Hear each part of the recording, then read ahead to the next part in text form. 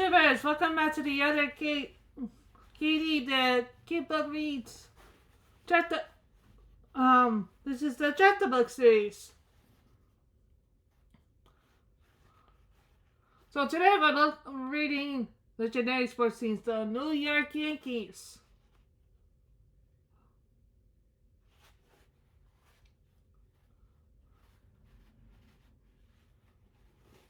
So anyway, let's get to work.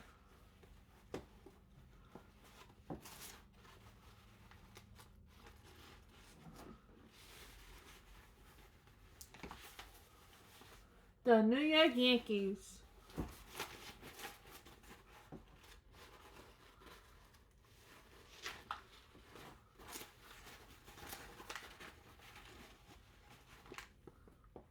Chapter 1, 1903 to 1919.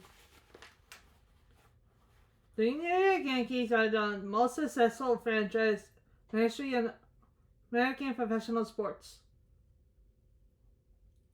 Since the team was created in 1903, the Yankees have been American League champions 39 times and won the World Series 26 times.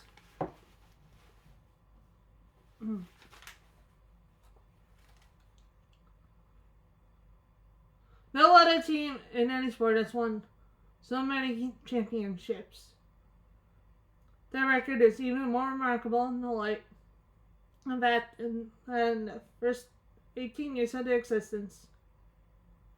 Yankees not only didn't win the World Series title, they didn't win a pennant.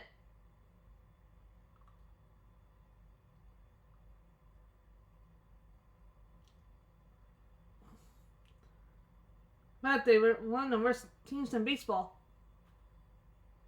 In 1903, there were two major leagues. The long-established National League, which was founded in 1884, 1874,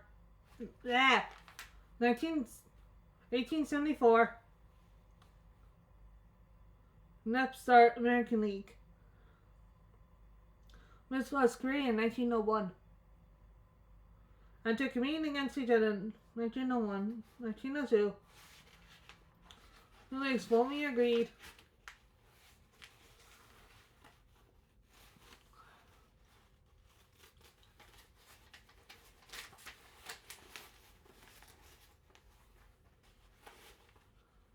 to work together in 1903. Part of that agreement, National League agreed to allow the American League to put a team in New York. And early in January 1903, Ben Johnson, the president of the American League, decided to move a flagging team from Baltimore to New York. There was only one problem with this plan. The team had nowhere to play. There were two ballparks in New York City, and both were the home fields of the National League, so Johnson needed to build a new park. But where and how? The solution didn't come easy. At the time, the government of New York City was controlled by a group of corrupt politicians known as Tammany Hall, to the building where they often met. Every time Johnson thought he'd found a place to build a park, the politicians found a way to block him. Johnson finally realized that if they sold the team to a member of Tammany Hall, he would be allowed to build a ballpark.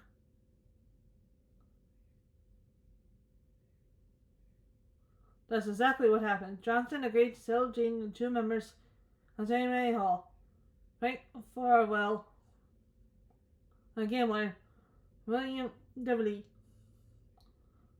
the former chief of police of New York City. Soon after, he received permission to build a ballpark in the northern part of Manhattan. With that issue resolved, Johnson set out to build his team and promised to be Farwell that the team would be a winner. so he needed quality players and leadership. He got them by cherry picking other teams.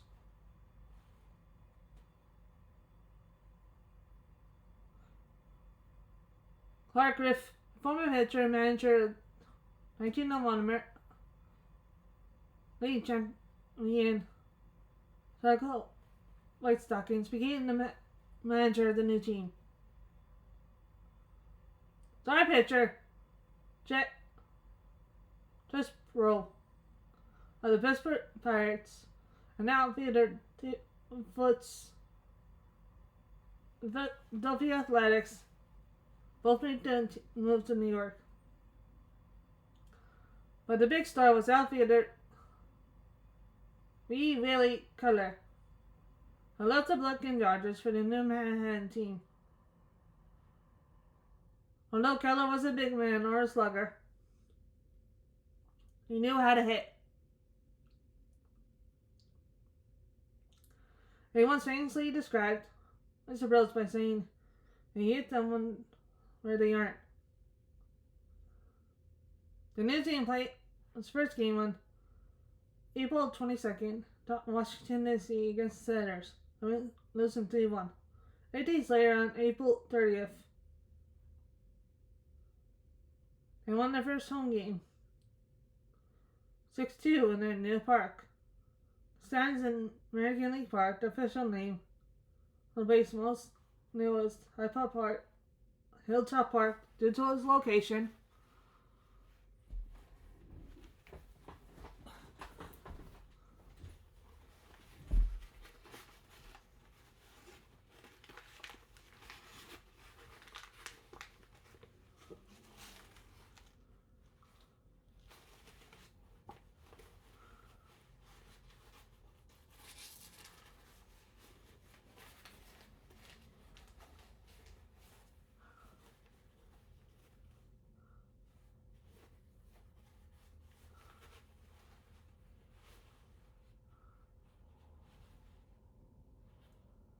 Among the highest parts of the island of Manhattan were not quite finished, and parts of the field did not have any grass.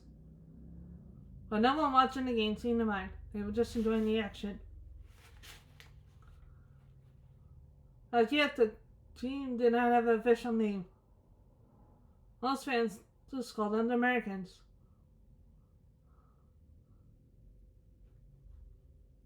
To distinguish the club from New York's National League team, the Giants.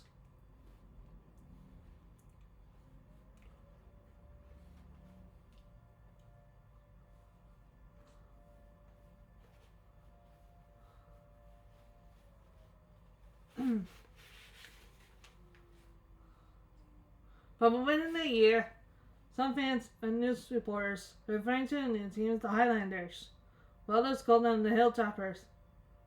Still others called them the Yankees because they played in the northern part of Manhattan, and term Yankee referring to Americans who lived in the Northeast.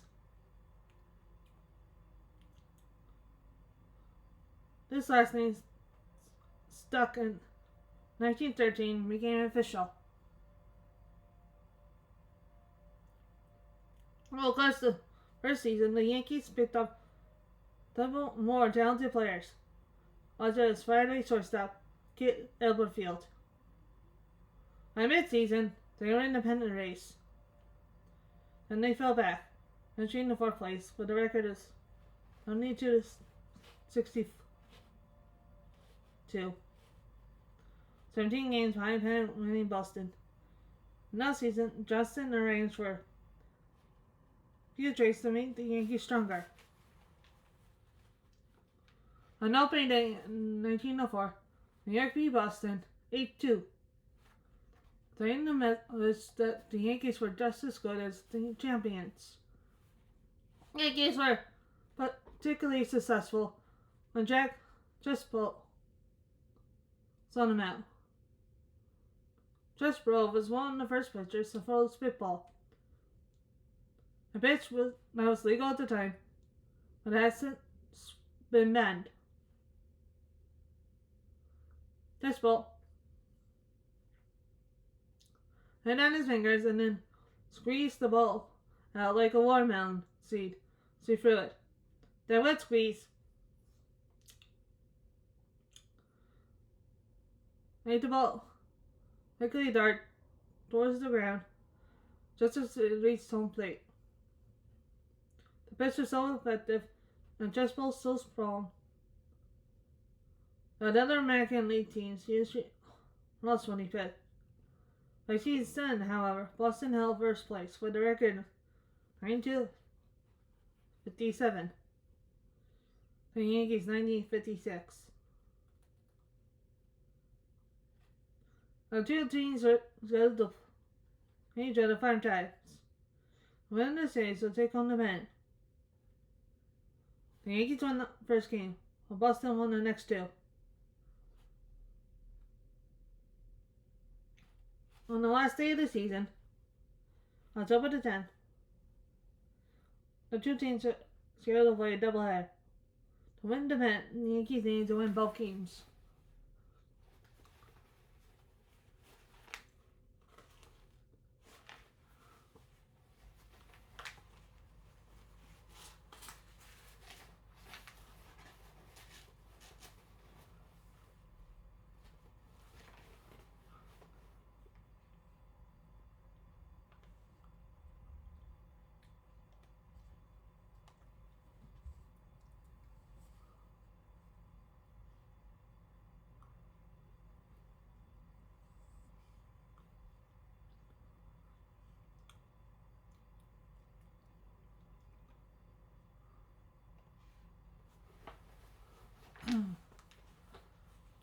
Chess ball started the game for New York.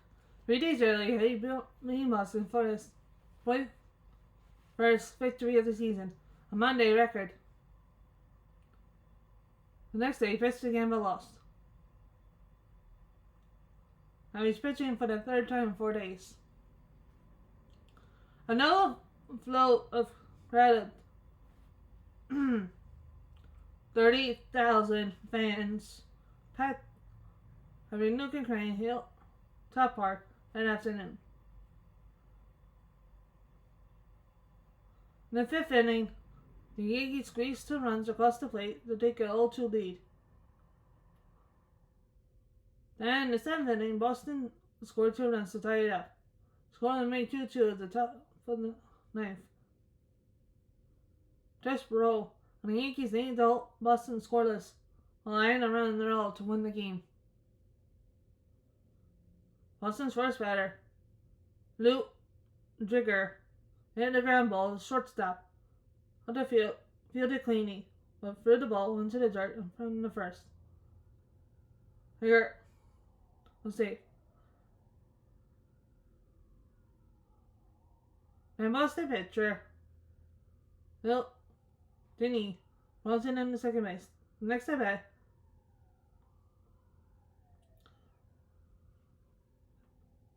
Jigger went to third base on a ground ball out. Now Boston shortstop, Red Parent, stood up to the plate.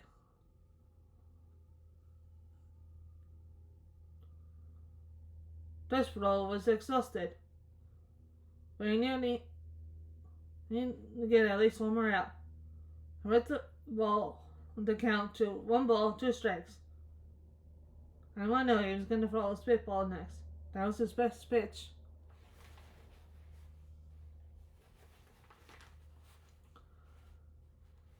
And almost the only pitch he ever threw. Patsy already struck out Perrin twice on spitballs.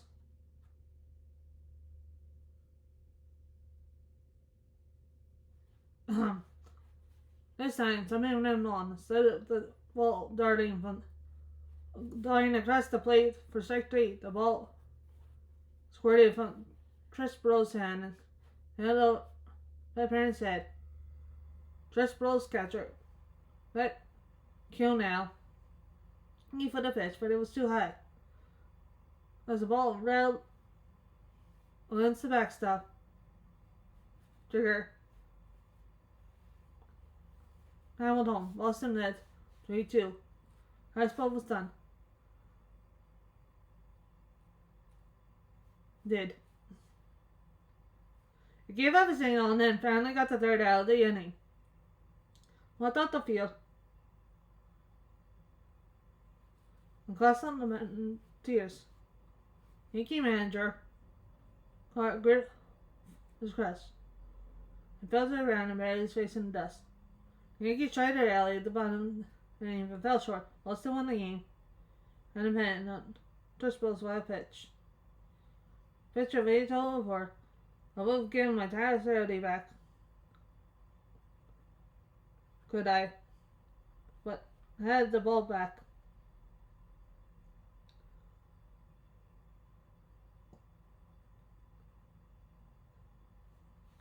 Despite the loss, Bones baseball fans expected the Yankees to contend for the pennant for the next year. But in 1905, many of the key pitchers were injured, including Trishbill. The Yankees finished in 6th place.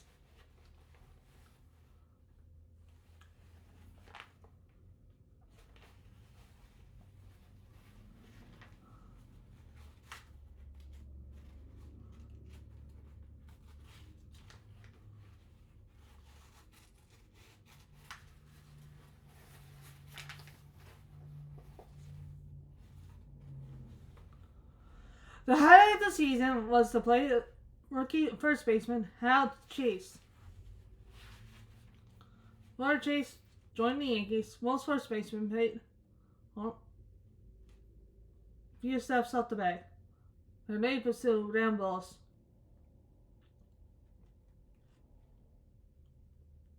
Chase led a Newfoundland position and aims far off the base. Gets the miss to make it back in time to receive a throw. The result of batter start to bunt. Chase charged the hitter, sometimes hitting the ball on the third base side of the diamond. As that, only popular with Yankee fans who called him Prince Hal. Still, Yankees fell short in 1905. And although they rallied in 1906, they soon 3 games out of first place. They didn't do much for the following 10 years.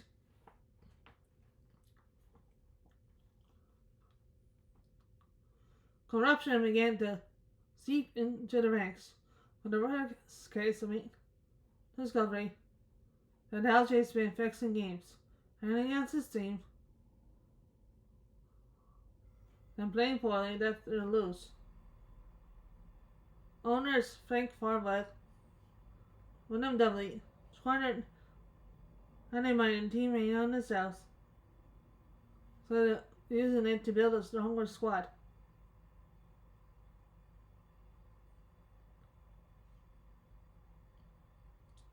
Ballpark itself began to fall apart in 1914 was necessitated this fair. The Yankees had to rent the Polo Grounds from the Giants to play the home games.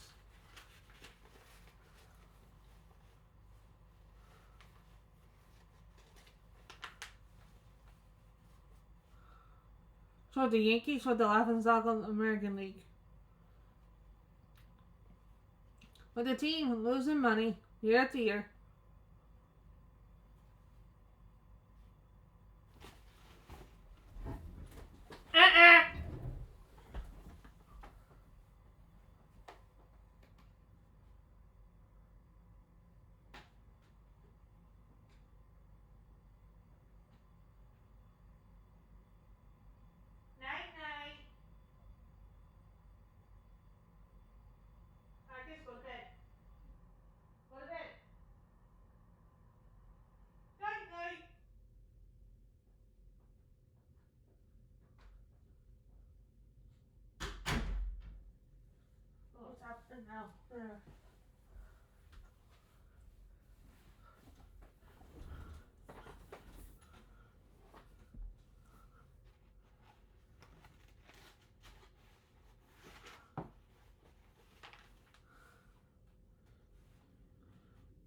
now. With the team losing money year after year, Bartlett inevitably decided to get out of the game. At the end of the 1914 season, they put the Yankees up for sale. Jacob Rupert, a wealthy owner of a New York brewery, was a big baseball fan. So was Colonel Tim Nahash Little Cap Hudson, an engineer who served in the Spanish-American War.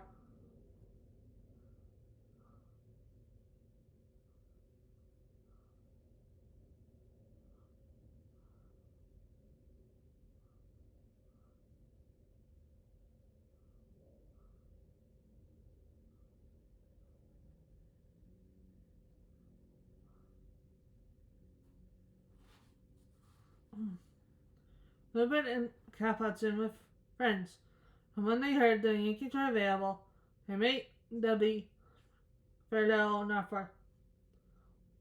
Dudley and Farwell accepted, and a new chapter in the Yankees began.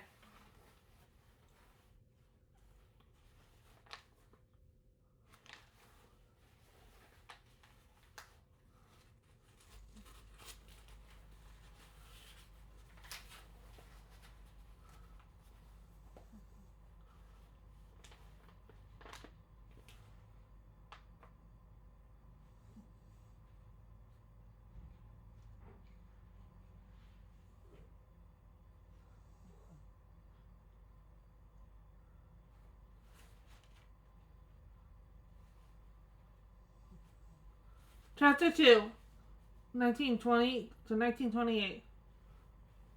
Enter the Babe. Rupert and Hudson brought the Yankees knowing they would to rebuild their company franchise. They were prepared to spend whatever it cost to get new players and make Yankees contenders for a pennant. They also knew they would soon need their own ballpark.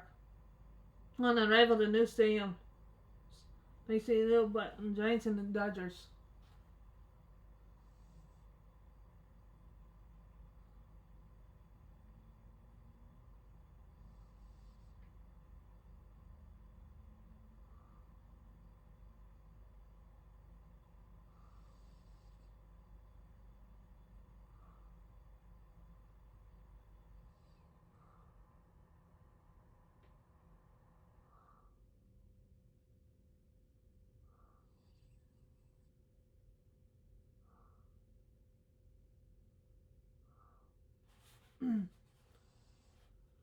Rupert and Hudson went after the players first.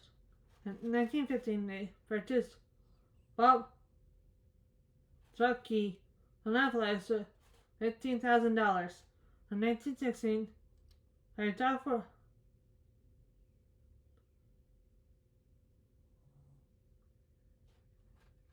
summer A's third baseman Hank Home Run Baker out of retirement.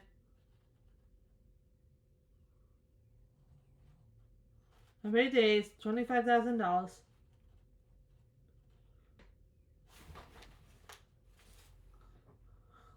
To allow Baker to sign a contract with the Yankees. But these two stars have started first baseman Wally Pipp, the 1916 Yankees won more games and they lost for the first time since 1910.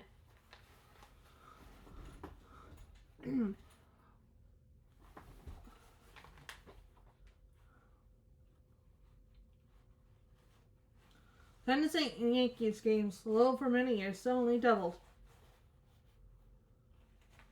Hudson and Rupert didn't rest, however. They continued to acquire better players. No, with smart trades, and not like contract purchases. That's so hard. Really Hicks, foreign infielder to manage the team.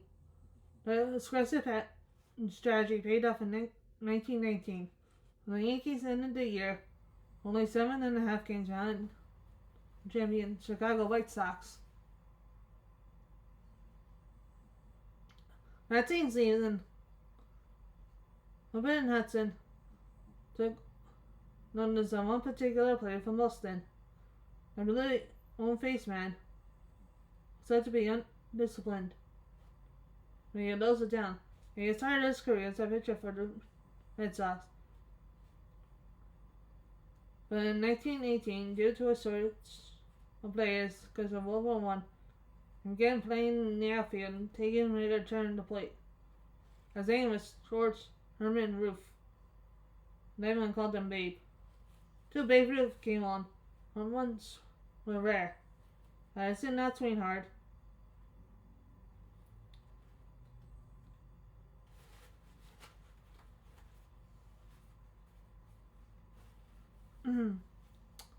They just tried to make contact with the ball. But Ruth was different. On some found his and hit the ball one way. In 1919, he was on his way to hitting more homers.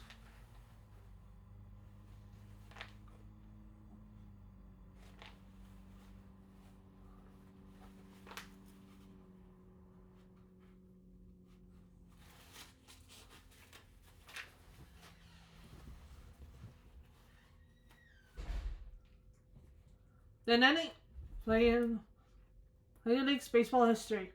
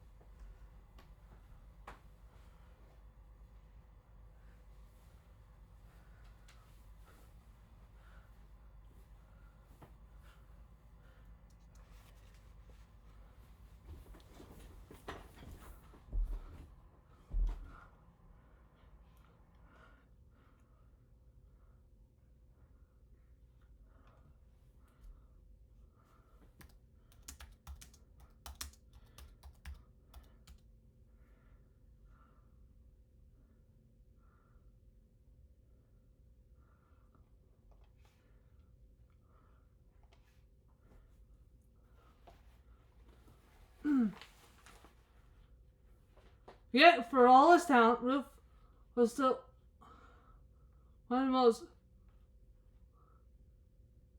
Gene players in baseball. He argued with umpires, ran around at all hours of the night, sometimes in about 2 or 3 games. He had been suspended on the Red Sox many times and always promised a sheet belt, but his behavior never proved for long.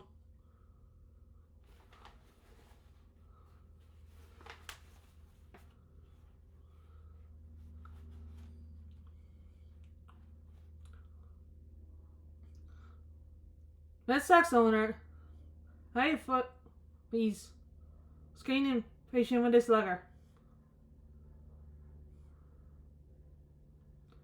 1919, the Yankees were impatient, desperate for good pitching, but Ruth refused to pitch.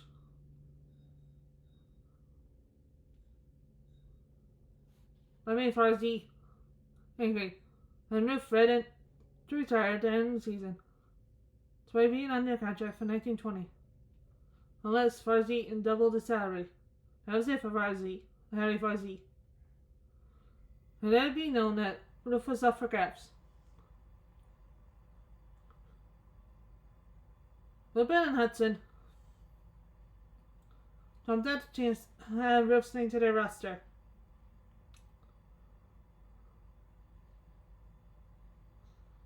They had seen how Yankee fans treated him every time he came to the plate. Even though he often helped the Red Sox beat their team, confident Ruth would fill his hands. They're all fuzzy. 1,025 for the slugger. It was the largest purchase price in baseball history at the time. A price Farsley readily accepted. Mayfield was not a New York Yankee. Many people thought the Yankees were taking a big chance. They believe Ruth's record number of home runs in 1919 was a fluke.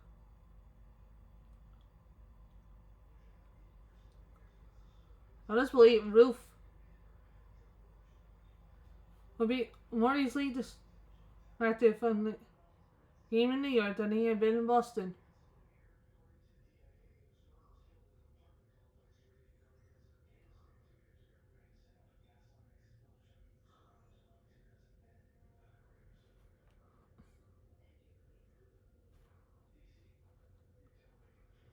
They needn't have worried. It was a slow start. Ruth hit his first one as a Yankee on May 1st, 1920 against Boston. The blast was one of the longest ever hit on the Polo Grounds. The hang over the roof of the grandstand in right field. All summer long, Ruth kept hitting home runs. Yankee fans kept pouring into the ballpark to watch him. Much to Rupert and Hudson's delight.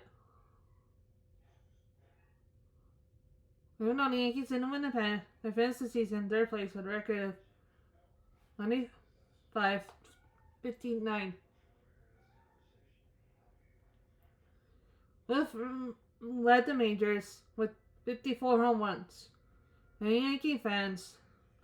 Yankees attracted more than 1 million fans. The first team ever to draw so many spectators. The Yankees were suddenly one of the most profitable teams in baseball. By now, Rupert and Hudson were tired of wrenching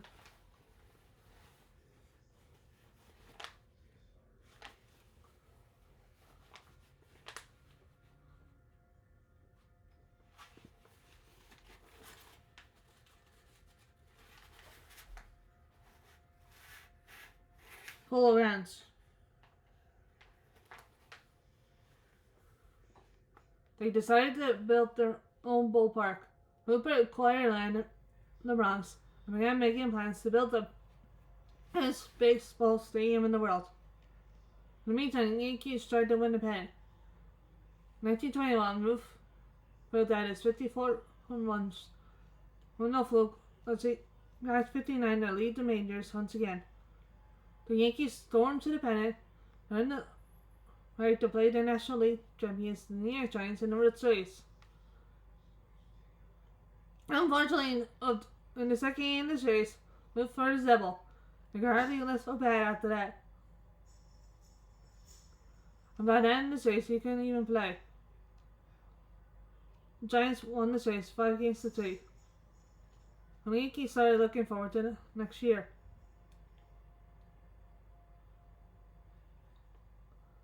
Unfortunately for Yankee fans, 1922 ended the same way 1921 had, with the Giants besting crosstown rivals in the World Series. The following year, the Yankees moved into their new state-of-the-art ballpark. Yankee Stadium boasted enormous double-deck grandstand topped by a decorative fan gate.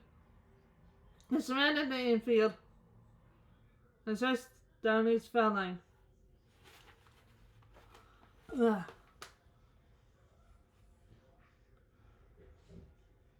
But the fence, that field was huge. In fact, the fence in center field, the deepest part of the ballpark, was nearly 500 feet from home plate.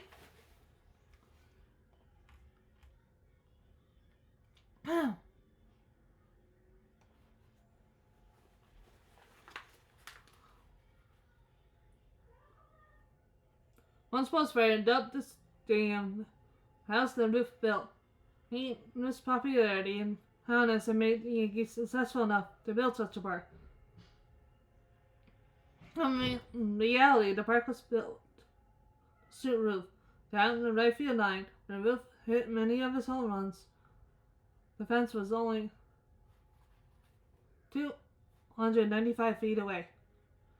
On April 18th, 1923, the gates in Yankee Stadium opened for the first time. More than 60,000 fans poured in for the game, filling the stands to capacity, and forcing close to 15,000 more fans to remain outside.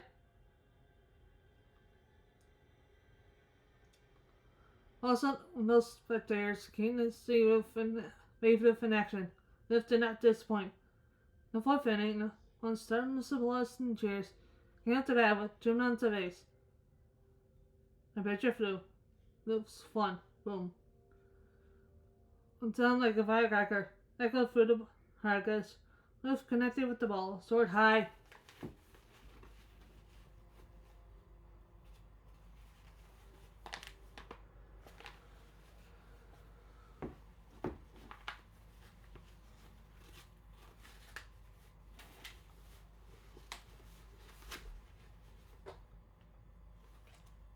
And forward to right field, landing 10 notes back to the stands.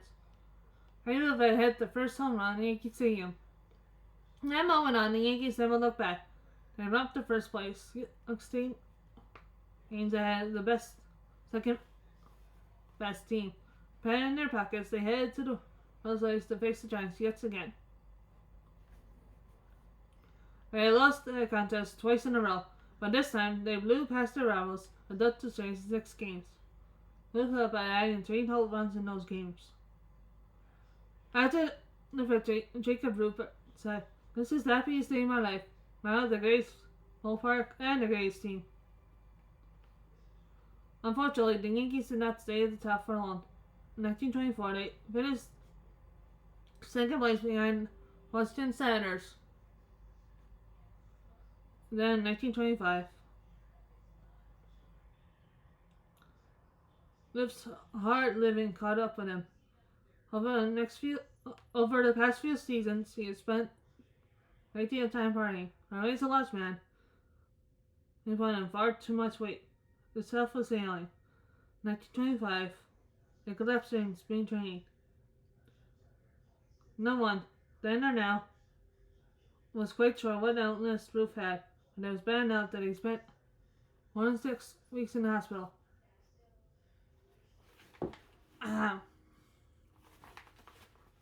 When he finally returned to the Yankees on June 1st, the team was already out of the pennant race. The lone bright spot of the season took place one day after Ruth's return. although at first it looked more like a tragedy than a boon. On June 2nd, Wally Pip, Yankees first baseman, was taking batting practice. The Yankee prospect threw a pitch that hit Pip on the side of his head.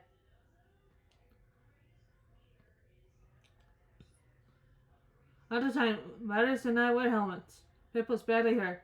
He was rushed off the field, hurried to the hospital where he spent the next 2 weeks recovering.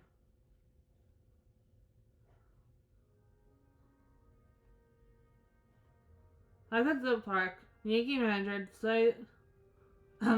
manager needed first baseman, looked down the bench. His eyes settled on the quiet rookie from Columbia University, Luke Garrett. The Yankees scouted him and called him another Babe Ruth. But so far, Garrett hadn't done very much. Unless Higgins pointed Garrett and said, "You're my first baseman." "Hey, Garrett."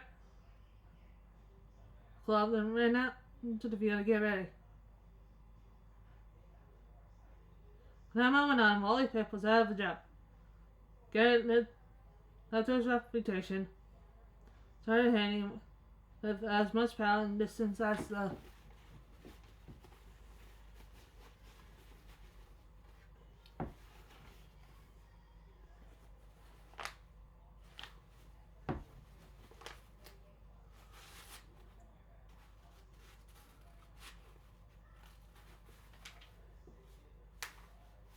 Wait. For the next 13 years, Garrett played every game, nicknamed Iron Horse. And then used to describe a particularly powerful, dependable locomotive. But in 1925, nothing Garrett did made a difference. The Yankees were minus Ruth. And by the end of the season, they were minus the pennant too. But the following year, Ruth had fully recovered. And together, Garrett became the best 1-2 punch in baseball. Each hit of 300 and collected 81 extra base hits. He blasted 27 home runs. No, Garrett only hit 16. He had 20 triples. But the Yankees had more going for them than just these two amazing players. Slugging outfielder Bob Muslow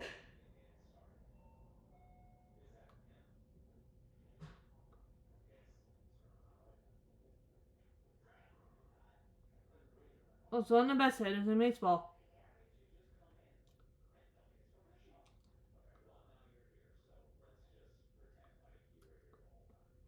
Fleet-footed center fielder Eric Holmes was a star too, as was Heavy Haynes second baseman Tony Larsley. The Yankee pitching staff was deep and experienced, and manager Miller Higgins was considered one of the best in the game. Yankee was to do it all. Slug, great hits, steal base, assists, great defense, and outpitched the other team. They were almost unbeatable.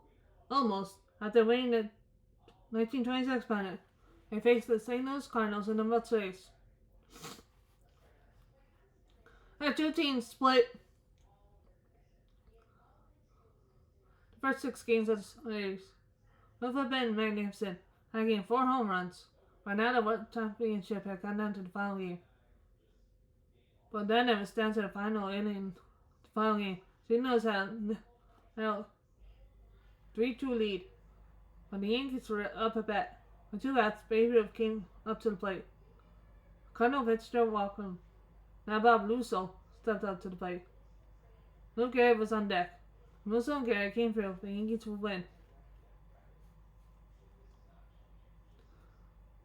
The pitcher went into his windup. Suddenly, there was movement at first base. Without gas, Babe was trying to steal second base. That was a huge mistake. Oh, beat him the second. The Cardinals won World Series. Thankfully, the Yankees' performance in 1927 was made everyone forget Val's Hardy era. Simply put, 1927 Yankees might have been the best team ever. Most everyone on the team had a great year. They get hurt by 7 home runs. Most of the time, by any player, not many Babe Ruth. Earl.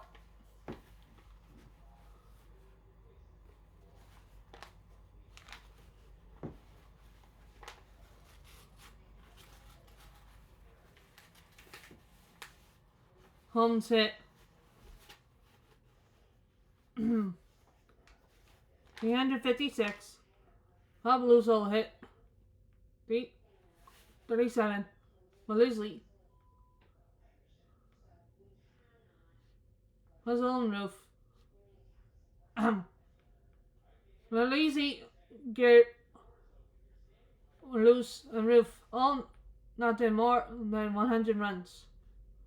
Prime pitcher Herbert Hancock won 22 games, and 30-year-old Rosie Moore earned fame as one of the first great release pitchers in baseball. On July 4th, it was clear the Yankees can't win the American League championship pennant. So right now was the Ruth Garrett battle for the league lead in home runs. Then Ruth pulled ahead, and the question shifted from who will win the home run race to whether the big man will meet or beat his existing record of 59 home runs in the season. On September 30th,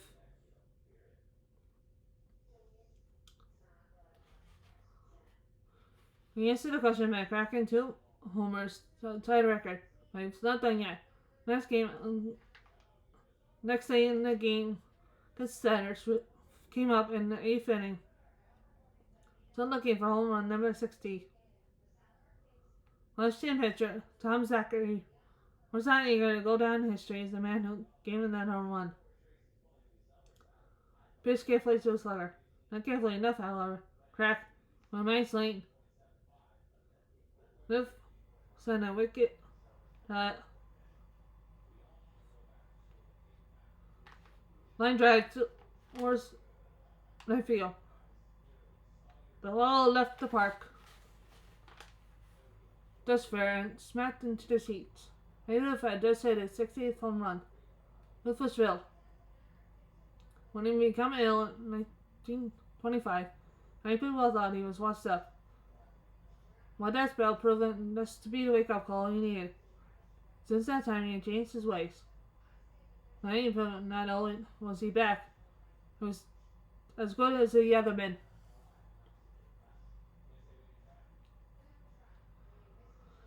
The Yankees faced the Pirates in the World Series. Pittsburgh was a good team. They all around pitching and the Warner Brothers. Lloyd and Paul,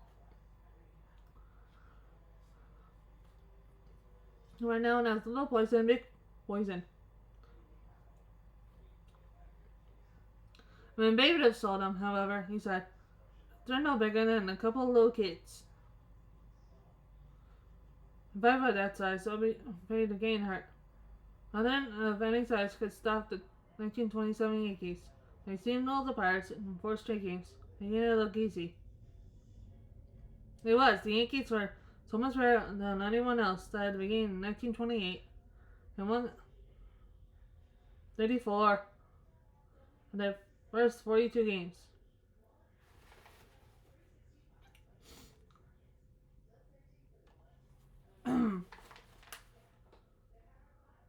Number injuries in the second half of the season stopped them from turning over the competition completely, but they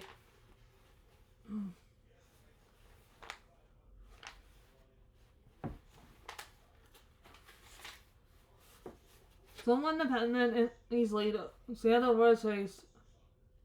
Inside the biggest moment was the St. Louis Cardinals. The Yankees won the first 3 games handily, with Luke Garrett hitting 4 home runs. Babe Ruth, however, was relatively quiet. Then in Game 4, Ruth woke up and belted 3 home runs to help the Yankees to a 7-3 victory and their second consecutive World Series victory. The Yankees played so well in that 36 innings of World Series baseball. St. Louis only led for 3 innings, winning the championship. The team was becoming a Yankee tradition. So, that's the first 2 chapters of this book. So we're going to split this up. Next week, we're going to finish this up. So, thank you so much for watching. First 2 chapters. Bye.